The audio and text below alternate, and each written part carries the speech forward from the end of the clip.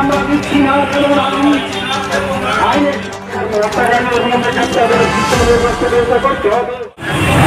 বাধারঘাট এলাকার 21 বছরের তরুণ শুভঙ্কর সাহার হত্যাকাণ্ডের প্রতিবাদে ডিওয়াইএফআই টুকলি বিভাগীয় কমিটির আহ্বানে আমরা আজকে এখানে এই বিক্ষোভ সভায় মিলিত হয়েছি।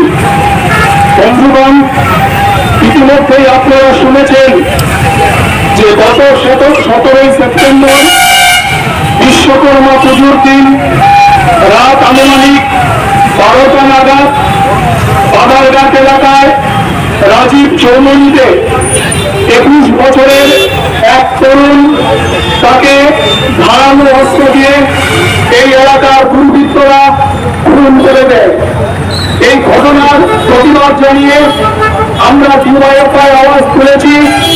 এই হত্যাকাণ্ডের সাথে যারা যুক্ত তাদের অবিলম্বে গ্রেপ্তার করে দৃষ্টান্তমূলক শাস্তির ব্যবস্থা করতে হবে এবং এলাকার শান্তি সম্প্রীতির পরিবেশকে অক্ষুণ্ণ রাখতে হবে।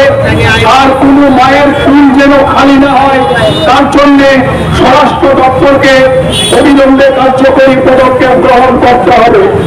বন্ধুগণ, গত কিছুদিন ধরে আমরা লক্ষ্য করছি সমগ্র রাজ্য জুড়ে একটা অরাজক পরিস্থিতি কায়েম হয়েছে।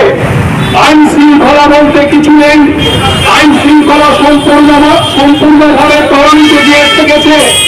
সম্পূর্ণ একটা অরাজক পরিস্থিতি বিরাজ করছে রাজ্য জুড়ে।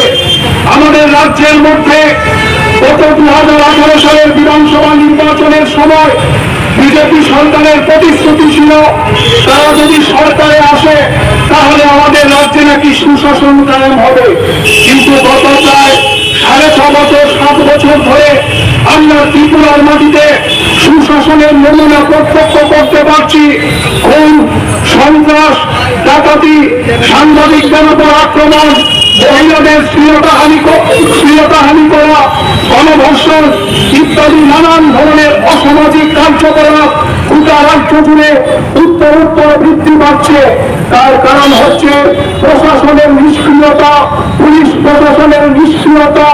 এই প্রশাসন এবং পুলিশ প্রশাসনের নিষ্ক্রিয়তার কারণে এ রাজ্যের সমাজ বিরোধীরা মনে করছেন আমাদের রাজত্ব চলছে, আমাদের সরকার চলছে, তার জন্যেই আমাদের রাজ্যের দিকে দিকে খুন, সন্ত্রাস, এই ধরনের অন্যায় অবিচারের ঘটনাগুলো উত্তর বেড়েই চলছে। আজকে শুভঙ্কর সাহার হত্যার প্রতিবাদ আমরা করছি, কিন্তু গত 1 সপ্তাহের মধ্যে রাজ্যের বিভিন্ন প্রান্তে এই ধরনের গণপিটুনিতে আরো বেশ কিছু তরুণ তারা মৃত্যুর কোলে ঢলে পড়েছেন। গণধর্ষণের ঘটনা সংঘটিত হয়েছে, সাংবাদিক আক্রান্ত হয়েছে।